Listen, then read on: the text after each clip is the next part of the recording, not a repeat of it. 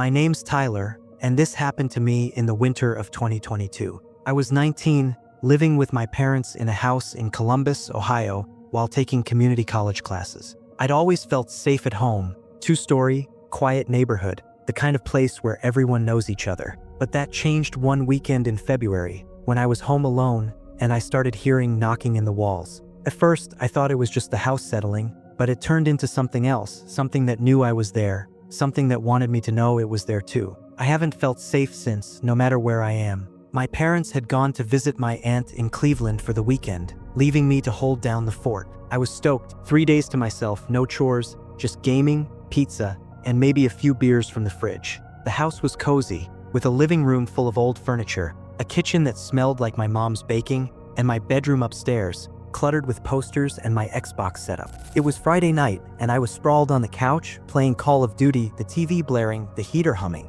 Outside, it was snowing lightly, the streetlights casting a soft glow through the windows. Everything felt normal, like any other night. Around 11 p.m., I heard it, a knock, sharp and deliberate, coming from the wall behind the TV. 3 slow taps, like someone rapping their knuckles on wood. I paused the game, frowning. The wall was interior, separating the living room from the dining room, no pipes or anything that'd make noise. I figured it was the house settling, old places creak, right? I turned the game back on, but a minute later, it happened again. 3 knocks, same rhythm, same spot. My stomach twisted a little, but I laughed it off, telling myself I was being paranoid. I'd been playing too many horror games, watching too many creepy YouTube videos. I got up, walked to the wall, and tapped it with my fist. Solid drywall, no give. I pressed my ear against it, holding my breath, listening. Nothing, just the faint hum of the heater. I checked the dining room, the kitchen, even the basement, flipping on every light. The house was empty, doors locked, windows secure. I shook my head, feeling stupid, and went back to the couch. But as soon as I sat down, the knocking came again, louder, faster, like someone was banging with both hands. I froze, my controller slipping from my hands. This wasn't the house. This was something else. I turned off the TV, the silence deafening, and listened. The knocking stopped, but now I heard something worse. A low thump, like footsteps, coming from upstairs. My bedroom was up there, along with my parents' room and a guest room we never used. I grabbed a baseball bat from the hall closet, my hands sweaty, my heart pounding. I called out, "Who's there?" My voice cracked, sounding small in the quiet. No answer, just another thump, heavier, like someone was pacing. I checked my phone, 11:30 p.m. No signal, which was weird. I always had bars at home. I tried calling my dad, but the call wouldn't connect, just static hissing through the speaker. I stood at the bottom of the stairs, staring up into the dark hallway. The knocking started again, not from the living room now, but from the walls upstairs, a steady rhythm, like a heartbeat. I gripped the bat tighter, my palms slick, and forced myself to climb the stairs, each step creaking under my weight. The air got colder as I went, my breath fogging even though the heater was on. At the top, I flipped the hall light on, but it flickered, barely illuminating the doors. My room was at the end, door closed, but the knocking was coming from inside, loud, insistent, like someone was trapped. I shouted, "I've got a bat. Get out." No response, just the knocking, now joined by a whisper, faint but clear, saying my name. "Tyler," it rasped, like it was coming from the walls themselves. My legs shook, but I crept toward my room, bat raised, my pulse in my throat. The whisper grew louder, "Tyler, come see," and the knocking turned into banging, like fists pounding from inside the walls. I reached for the doorknob, my hand trembling, and turned it. The door swung open, and the noise stopped, the room silent, dark, my bed unmade, my Xbox glowing faintly. I stepped inside, bat ready, and checked everywhere, under the bed, in the closet, behind the curtains. Nothing. The walls were solid, no hollow spots, no pipes. I was about to leave when I heard it, a laugh, low and guttural, coming from the guest room across the hall. I spun around, my stomach dropping. That room was always locked, my mom's rule, because it was full of old junk. I crossed the hall, the whisper following me, "Tyler, open it." The doorknob was cold, and when I tried it, it turned, even though I knew it should have been locked. The door creaked open, revealing a dark, dusty room, boxes stacked high, a single window letting in moonlight. The knocking started again, not from the walls now, but from the floor, right under my feet. I jumped back, my bat slipping, and saw something scratches, fresh, carved into the hardwood, spelling Tyler. My breath caught, and the laugh came again, closer, like it was behind me. I turned, but no one was there, just the empty hallway. The air was freezing, my fingers numb, and I felt it, a hand, light but real, brushing my shoulder. I swung the bat, hitting nothing, and ran downstairs, my heart hammering, the whisper chasing me, "You can't leave." I grabbed my phone, my keys, and headed for the front door, but it wouldn't open. The deadbolt was stuck, the knob frozen, like something was holding it shut. The knocking was everywhere now, walls, ceiling, floor, a deafening chorus, and the whisper was a scream, "Tyler, stay." I backed away, tripping over the coffee table, and saw it, a figure, tall and thin, standing in the kitchen doorway. It was just a silhouette, no face, but its head was tilted like it was studying me. Its fingers were long, scratching the door frame, leaving marks in the wood. I screamed, "What do you want?" but it just laughed, the sound echoing in my skull. I ran to the back door, fumbling with the lock, my hands shaking so bad I dropped my keys. The figure was closer now, in the living room, its shadow stretching across the floor. The knocking was relentless, the walls shaking, and I felt that hand again, grabbing my arm, cold and tight. I yanked free, my skin burning where it touched, and got the door open, stumbling into the snowy yard. I ran to my car, locked myself in, and peeled out, not looking back. I drove to a 24-hour diner, sitting there until dawn, shaking, checking my arm, red marks, like fingerprints, that didn't fade for days. I called my parents the next morning, told them I'd had a break-in scare, but I didn't mention the figure, the whispers. They came home and we checked the house. The guest room door was locked again, the scratches on the floor gone, but the door frame had fresh gouges like claws. My phone had a photo I didn't take, me standing in the guest room, the figure behind me, its hand on my shoulder. I deleted it, my hands trembling. We moved out a month later, my dad saying the house felt off. I found a forum post about our street from a neighbor years ago who'd heard knocking, seen a figure, saying it never left them. I live in an apartment now with roommates, never alone. I keep lights on, music playing, anything to drown out the silence. But I hear it sometimes, a knock, faint, in the walls, my name whispered when I'm drifting off. Last month, I woke up with a new mark on my arm, a scratch, deep and jagged, like it was carved with purpose. I checked my phone, terrified, and found a new photo, me, sleeping, the figure's silhouette in the corner, watching. I know it's still out there, waiting for me to be alone again.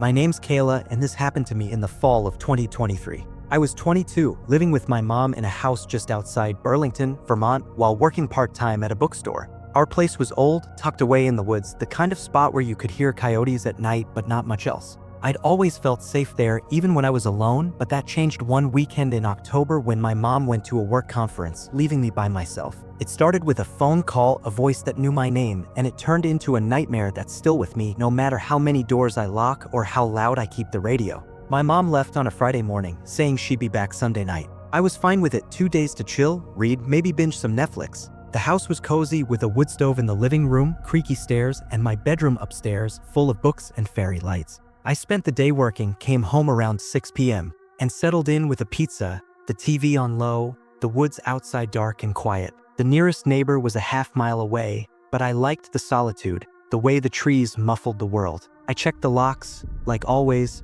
and texted my mom to say everything was cool. I had no idea what was coming. Around 9 p.m., the landline rang. We still had one, an old rotary phone in the kitchen, mostly for emergencies since cell service was spotty out here. I figured it was my mom checking in, so I answered, saying, "Hey mom, you good?" There was a pause, then a voice not my mom's. It was low, raspy, like someone with a bad cold. "Kayla," it said, my name slow and deliberate. I froze, my hand tightening on the receiver. "Who's this?" I asked, my voice shaky. Another pause, then a chuckle, soft but sharp, like a blade. "I'm close," the voice said, and the line went dead. My heart was pounding, my palms sweaty. I checked the caller ID, unknown number. I told myself it was a prank, some jerk with too much time, but it didn't feel right. I tried calling my mom, but my cell had no bars and the landline just hissed static when I dialed. I locked the kitchen door, checked the windows, and turned up the TV to drown out my nerves.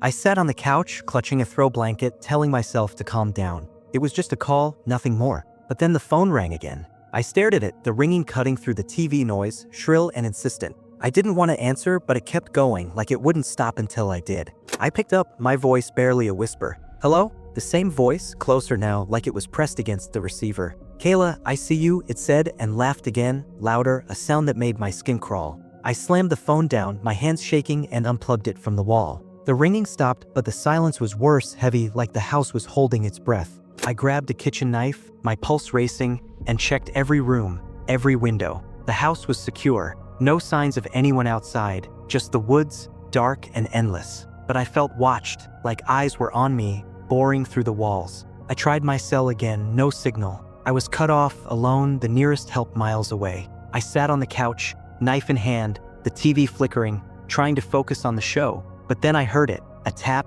soft but clear, on the living room window. I whipped around, my heart in my throat. The curtains were drawn, but the tap came again, deliberate, like a finger testing the glass. I crept to the window, knife raised, and peeked through a gap in the curtains. Nothing, just the porch, the trees, the moonlight. I told myself it was a branch, the wind, but there was no breeze, the air still. I backed away, and the tapping moved. Now on the front door, 3 slow knocks, like someone was asking to come in. I shouted, "Who's there? I've got a knife." No answer, just another knock, heavier, like a fist. My legs were jelly, but I checked the door, locked, the deadbolt firm. The knocking stopped, but now I heard something else. A whisper, faint, from inside the house. "Kayla," it said, coming from upstairs. I froze, my breath hitching. That wasn't possible. I checked every room, every closet. The whisper came again. "Kayla, come up, clear," like it was at the top of the stairs. I gripped the knife,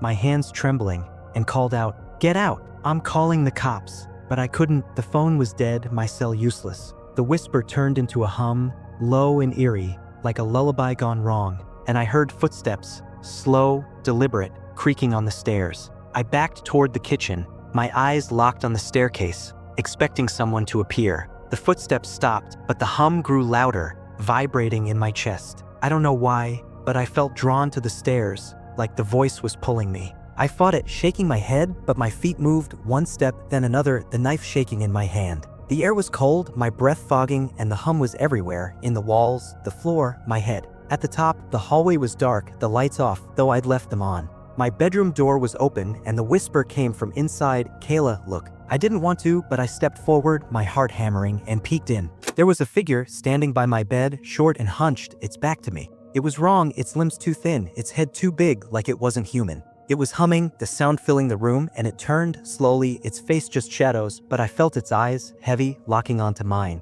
I screamed, stumbling back, and the figure moved, not walking but gliding, toward me. I ran, tripping down the stairs, the hum chasing me, the whisper now a hiss, "You can't hide, Kayla." I grabbed my keys, bolted to the back door, and fumbled with the lock, my hands slick with sweat. The figure was behind me, I could feel it, its breath cold on my neck, its fingers brushing my hair. I got the door open, ran to my car, and locked myself in, peeling out of the driveway. I drove to a gas station, shaking, and sat there until morning, the knife still in my hand. My arm had marks, red welts, like burns where it touched me. I called my mom from the gas station phone, told her I'd had a scare, but I didn't mention the figure, the voice. She came home early, and we checked the house. Everything was normal, but the landline was fried, wires melted, and my bedroom mirror had a crack, like something had hit it. My phone had a voicemail I hadn't heard, static, and my name, in that same raspy voice, over and over. We moved out a month later, my mom saying the house felt wrong. I found a Reddit thread about our road from a family who'd lived there years ago. They'd heard a voice, seen a figure, said it came through the phone, like it was listening. I live in town now, with a roommate, never alone.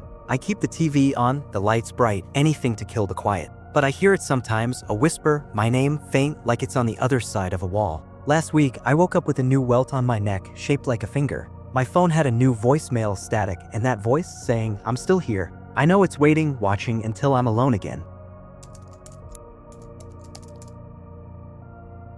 My name's Noah, and this happened to me in the spring of 2024. I was 20, living with my older sister in a cramped apartment in Portland, Oregon, while taking online coding classes. Our place was in a noisy downtown building surrounded by coffee shops and street noise, the kind of spot where you always felt connected to the world. I'd never been scared there, even when I was alone, but that changed one weekend in March when my sister went to a music festival, leaving me by myself. It started with a flicker in the mirror, a face that wasn't mine, and it turned into a nightmare that's still with me no matter how many curtains I close or how far I try to run. My sister, Jess, left on Friday afternoon, saying she'd be back Sunday night. I was stoked, a weekend to myself, no one hogging the Wi-Fi, just coding, gaming, and maybe ordering tacos. The apartment was small, a living room with my fold-out couch, a kitchenette, a bathroom with a wide mirror, and Jess's bedroom down a short hall. We had a fire escape outside the living room window, always locked, and a front door with 2 deadbolts. I spent the day grinding through assignments, headphones on,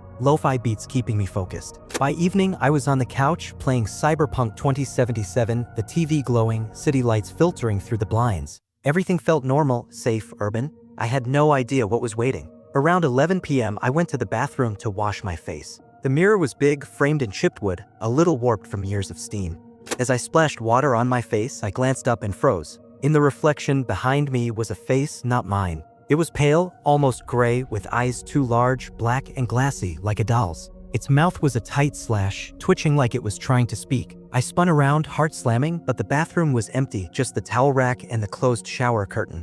I checked the mirror again, nothing, just my reflection, wide-eyed, water dripping down my chin. I laughed, shaky, blaming the game's neon paranoia, telling myself I'd been staring at screens too long. I went back to the couch, switched to a comedy podcast to lighten the mood, but I couldn't relax. The apartment felt off, like the air was thicker, the street noise muffled. I checked the locks, front door, fire escape, all secure. I texted Jess, just to feel grounded, but she didn't reply, probably dancing at the festival. I tried to sleep, curling up under a blanket, but every creak of the building, every distant siren made my skin prickle. Around 1 a.m., I heard it, a tap, sharp and deliberate from the bathroom like a fingernail on glass. I sat up, pulse racing, and listened. Another tap, then a scrape, slow and grating, like something dragging across the mirror. I grabbed a flashlight and a hammer from the kitchen junk drawer, my hands sweaty, telling myself it was the pipes, a neighbor, anything rational. I crept to the bathroom, the podcast still playing, a comedian's voice jarring against the silence. The door was half open, though I closed it. I pushed it wide, flashlight beam trembling, and scanned the mirror. It was fogged, despite no steam, and there were marks, scratches, faint but forming letters, Noah. My name etched like someone had clawed the glass. My stomach dropped, and the scraping came again, louder, from inside the mirror, like it was trapped on the other side. I backed out, hammer raised, shouting, "Who's there?" No answer, just the scraping, now a rhythmic scratching, like nails carving deeper. The podcast cut to static, white noise hissing from the TV, and I heard a whisper, low and guttural, from the bathroom. "Noah," it said, my name thick, like it was spoken through mud. I slammed the door shut, my hands shaking, and dragged the coffee table to block it, the hammer clattering to the floor. The whisper grew louder, seeping through the door. "Noah, look at me." I yelled, "Get out," but it laughed, a wet, choking sound that made my teeth ache, echoing in my skull. The lights flickered, the apartment plunging into darkness for a second, then back on, dimmer, like the power was draining. I checked the front door, locked, but the handle jiggled like someone was twisting it from outside. My phone was dead, screen black, though it had been fully charged. The scratching was everywhere now, not just the bathroom, walls, ceiling, windows, a chorus of claws. I ran to Jess's room, hoping to hide, but the mirror on her dresser showed it, the face, clearer, its eyes locked on me, its mouth splitting into a grin, teeth jagged like broken glass. I screamed, throwing a book at the mirror, cracking it, but the face stayed, its whisper louder, "You can't break me." I stumbled back, the air freezing, my breath fogging. The footsteps came, heavy, uneven, from the living room. I checked there, empty, just my couch and TV. The whisper was a chant now, "Noah, Noah, Noah," and I felt it, a hand, cold and slick, brushing my neck, like it was tasting my fear. I swung the hammer, hitting air, and ran to the living room, the lights flickering wildly. The bathroom door was open, the coffee table shoved aside, though I hadn't touched it. The mirror glowed, like it was lit from within, and the face was there, pressed against the glass, its eyes bulging, its hands clawing, like it was pushing through. I grabbed my keys, my wallet, and bolted for the front door, but it wouldn't open, the deadbolts stuck like they were glued.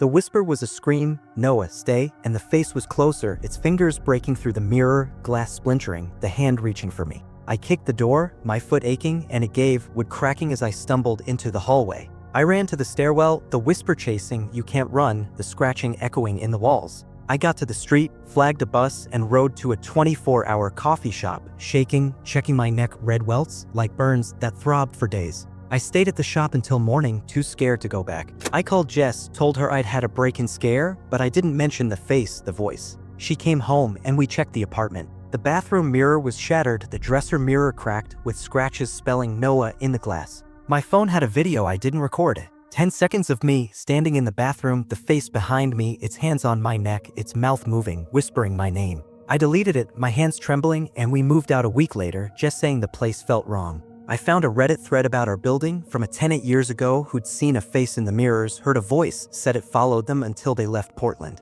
I live with a buddy now in a house, no mirrors in my room. I keep lights on, music blasting, anything to kill the silence. But I see it sometimes, in windows, in my laptop screen, a flash of those eyes, that grin. Last month, I woke up with a new welt on my arm, shaped like a claw, deep and raw. My phone had a new video of me sleeping, the face's eyes glowing in the dark, its whisper clear, "I'm still here. I know it's waiting, watching until I'm alone again."